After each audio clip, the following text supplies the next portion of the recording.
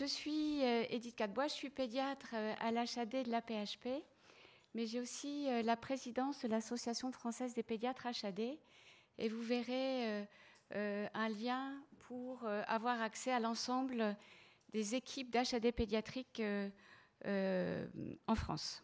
Alors, on va commencer par un petit quiz. Pour vous, est-ce que vous pensez que l'HAD est un service au domicile qui dépend de l'hôpital ? Est-ce que l'HAD est indiqué pour les soins techniques complexes, comme les cathéters centraux, la prise en charge de la douleur avec du Méopa, la chimiothérapie? Est-ce que c'est une coordination de plusieurs professionnels? On a vu que la question de la coordination est posée à chaque intervention. Est-ce qu'on peut faire de l'HAD s'il n'y a pas de soins techniques? Est-ce qu'on peut organiser une fin de vie d'un enfant à domicile avec l'HAD? Est-ce que l'HAD s'intègre dans le parcours ville-hôpital sans les libéraux? Est-ce que l'HAD est un acteur réactif lors des crises sanitaires? L'HAD peut être anticipé en amont et être programmé très en avance. 0. Refus. On va essayer de répondre à toutes ces questions-là.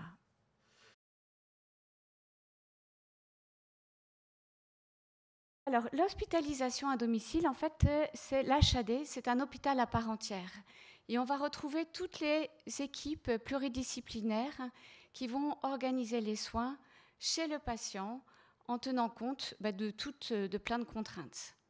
Donc, on doit organiser une continuité des soins 24/24 et on va retrouver plein de compétences, des compétences mobilisables au domicile. Ça va être pour l'enfant des puéricultrices, des pédiatres, des assistantes sociales, des psychomotriciennes et j'en passe. Enfin, tous les professionnels de l'hôpital pourront se retrouver au domicile. Comme tout établissement de santé, on a la visite des experts visiteurs, on est certifié et on a organisé notre démarche qualité-sécurité des soins avec nos CLIN, nos CLUD, nos Comédims, etc. Il faut avoir en tête qu'on a la contrainte d'organiser, de sécuriser le circuit du médicament. Et ça, c'est pas une mince affaire, puisque contrairement à l'hôpital, on n'a pas une PUI à proximité du patient. Et il faut qu'on achemine les traitements et l'ensemble du matériel pour effectuer les soins au domicile des patients. Et ça peut, en tenant compte des contraintes de l'organisation des HAD, qu'elles soient urbaines, qu'elles soient rurales, parfois ça peut être un peu complexe. Donc on prend les patients au domicile, quel que soit le domicile. On va dans les hôtels particuliers, on va dans les roulottes, on va parfois dans les squats, si les conditions du domicile sont compatibles avec le projet de l'enfant. On va dans les structures médico-sociales aussi, on peut intervenir en IME. Et l'idée, c'est vraiment d'intervenir dans un temps du parcours de l'enfant et vraiment en lien avec l'ensemble des acteurs. La majorité des enfants qui sont transférés en HAD proviennent de l'hôpital MCO. Mais en fait, on va pouvoir travailler avec tous les acteurs de la ville, tous les réseaux, toutes les associations, pour faire quelque chose qui tienne la route. Alors, on est aujourd'hui, l'HAD, c'est un peu the place to be, puisqu'on a commencé une transformation du système de santé vers un virage domiciliaire. Et ça, ce n'est pas uniquement notre choix, c'est vraiment le choix de nos citoyens d'être aujourd'hui soignés de manière qualitative chez eux. Et du coup, ça nécessite que nos équipes soient à la fois performantes en termes de soins techniques, mais aussi en termes de relations. Il faut avoir en tête, c'est que quand un patient arrive à l'hôpital, le patient est contraint de respecter l'organisation du service, en général. Au domicile, c'est le contraire. C'est nous, professionnels de l'hospitalisation à domicile, qui sommes invités dans les domiciles des patients et on doit s'adapter à l'organisation de la famille. Donc ça nécessite un gros travail des équipes sur ce sujet. Pour vous donner un bref aperçu de l'évolution de l'activité, il faut avoir en tête que l'ensemble de l'activité d'HAD est en forte croissance ces 5 dernières années. C'est 30% au global et c'est plus de 50% pour la pédiatrie. On a aujourd'hui 9% des journées d'hospitalisation qui concernent les enfants et 5% des journées en hospitalisation à domicile qui concernent la pédiatrie. Donc on a encore une marge de progrès devant nous. Quand vous regardez le tableau d'en bas, vous voyez que en fait, un peu plus d'un tiers de ces enfants-là ont moins d'1 an et un peu plus de la moitié ont moins de 3 ans. Il faut avoir en tête qu'aujourd'hui, il y a une réforme des autorisations des HAD avec la création de plusieurs mentions, entre autres une mention pédiatrique. Ça veut dire que demain, pour pouvoir prendre en HAD un enfant de moins de 3 ans hors soins palliatifs, il faudra avoir une équipe dédiée avec des professionnels formés à la pédiatrie. Donc ce seront des puéricultrices ou des infirmières avec une expérience en pédiatrie, des pédiatres et des psychomotriciens, entre autres. Sur cette carte, vous voyez aujourd'hui la localisation des HAD polyvalentes qui ont des équipes dédiées à la pédiatrie. Alors cette carte, elle bouge très régulièrement. Aujourd'hui, il y a beaucoup d'HAD polyvalentes qui candidatent pour la création d'équipes d'HAD pédiatriques. Et donc ça va bouger dans les mois qui viennent. Il faut savoir que notre action de nos équipes d'HAD pédiatriques s'articule autour de 3 axes. Bon, bien sûr, l'organisation des soins, on peut faire des soins ultra techniques à domicile, mais en fait, on n'intervient qu'une fois, 2 fois par jour, et sur un temps limité. Et donc, ça veut dire qu'à nous d'autonomiser au maximum les parents qui vont être tout le reste du temps auprès de leur enfant pour pouvoir ajuster les traitements au mieux en fonction des symptômes de leur enfant. Bien sûr, on aura une continuité 24/24 pour répondre et éventuellement ajuster et faire des visites en plus si besoin. Donc, mais ça veut dire que l'HAD, c'est un poids très important pour l'entourage et ça veut dire qu'on a une attention particulière pour éviter l'épuisement des familles, surtout, j'allais dire, surtout quand même des mamans, en pratique dans notre expérience. 3e axe d'intervention autour de la prévention et l'éducation de la santé. Il y a une des questions, est-ce qu'on peut faire de l'HAD sans soins techniques?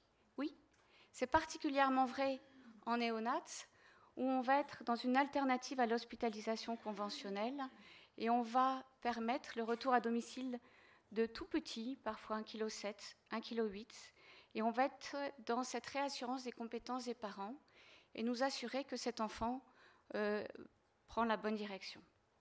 Et vous l'avez compris, donc pour nous, c'est vraiment important de réfléchir dans un projet personnalisé et co-construit avec l'enfant quand il est en âge de s'exprimer, ses parents et l'ensemble des professionnels qui interviennent dans la prise en charge de cet enfant.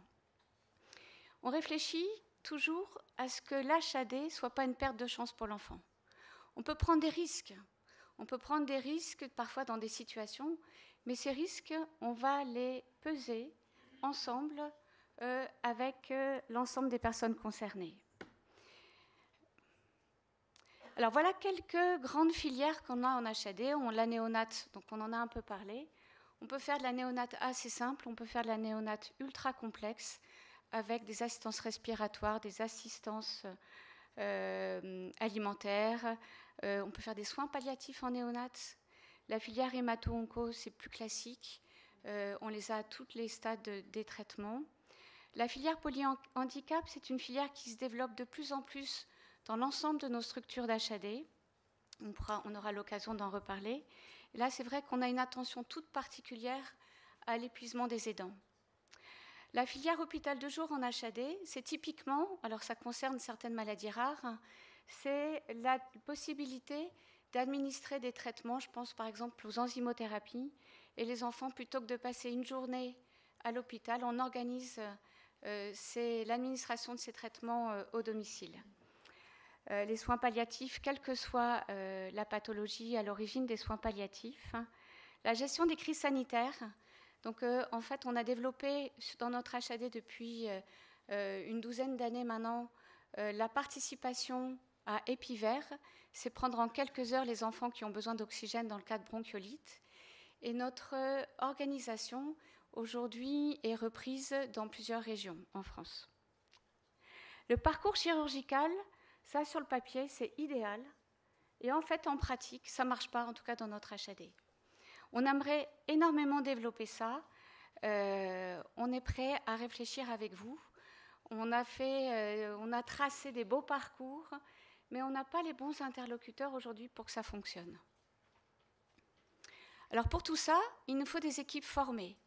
Des équipes formées pour pouvoir adapter des soins, de faire le plus de soins techniques possible au domicile. Et parfois, on fait des soins douloureux. On ne peut pas faire des soins avec de la contention au domicile. Et ça veut dire qu'il y a tout un temps où on va apprivoiser l'enfant pour que le soin se passe dans de bonnes conditions. Si on met une contention une première fois, les fois suivantes, ça va être hyper compliqué de reproduire un soin à domicile. Donc ça nécessite de développer des compétences pour nos professionnels. Des compétences qui vont nous permettre de gagner en légitimité aussi auprès de nos collègues hospitaliers, de toujours nous adapter, de nous ajuster à l'enfant, à la dynamique familiale.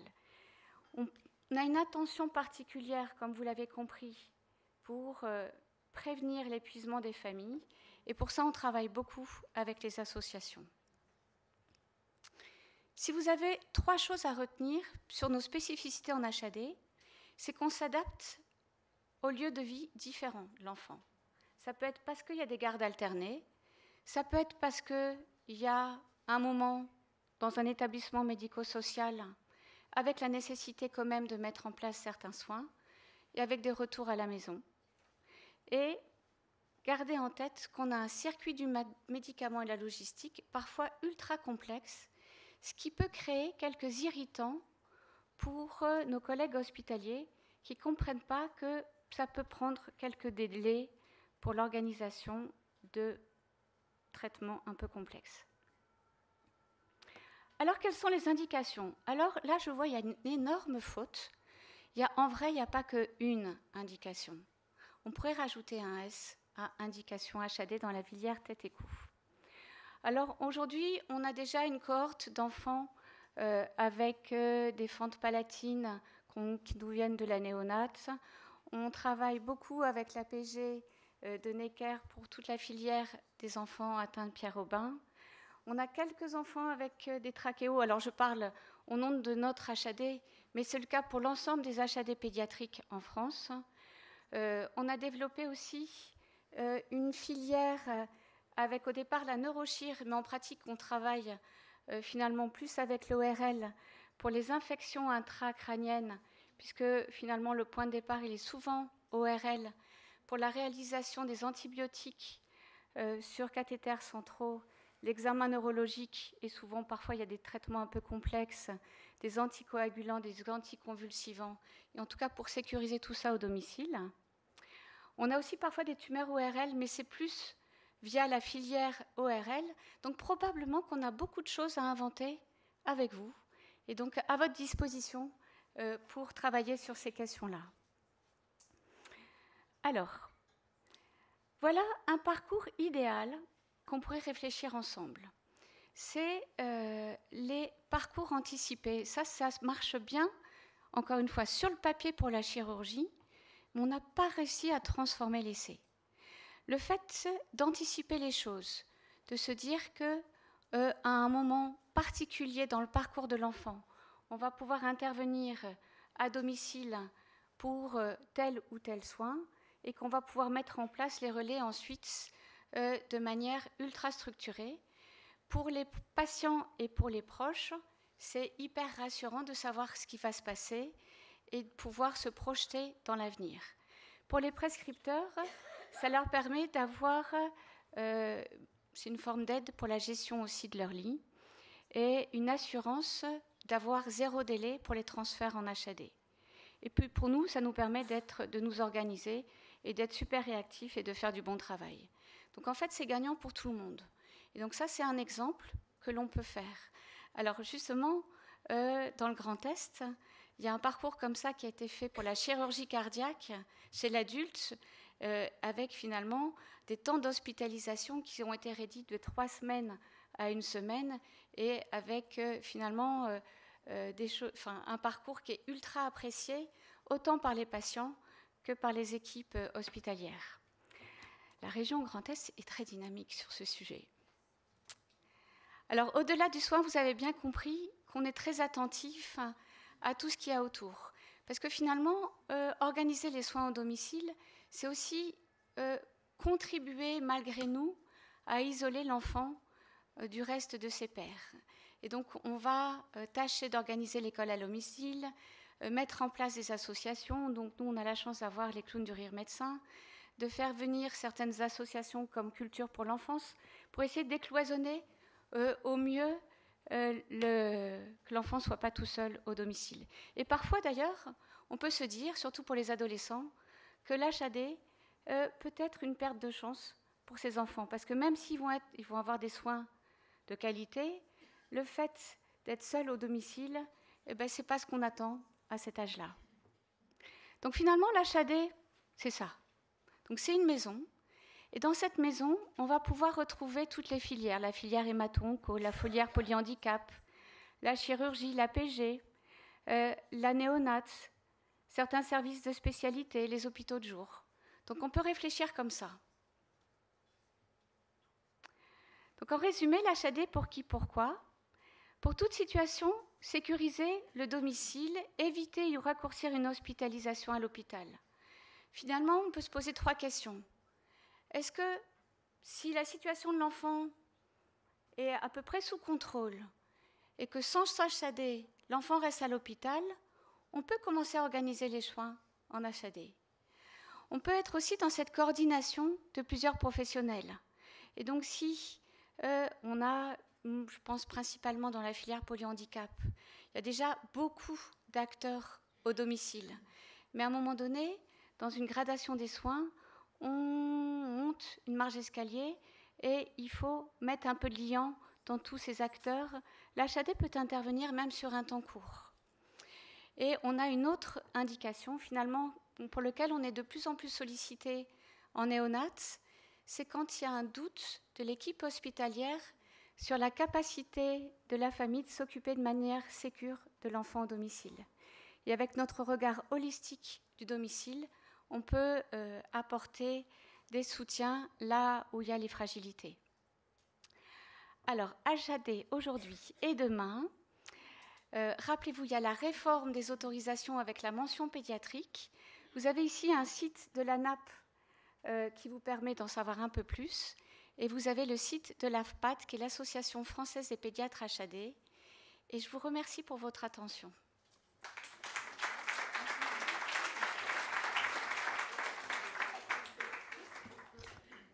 Merci beaucoup, Edith. Est-ce qu'on a des questions pour le docteur Gadebois dans le public? J'ai bien aimé le mot anticipation.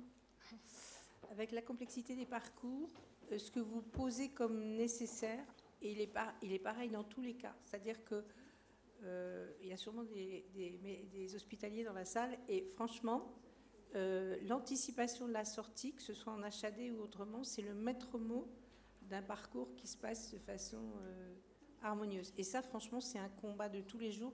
Et malheureusement, pour l'instant, j'estime que nous l'avons perdu. Alors, c'est ça l'enjeu pour nous en HAD. Plus on anticipera, plus ce sera facile pour nous de nous organiser. Et les HAD se sont construites finalement sur ces pathologies chroniques.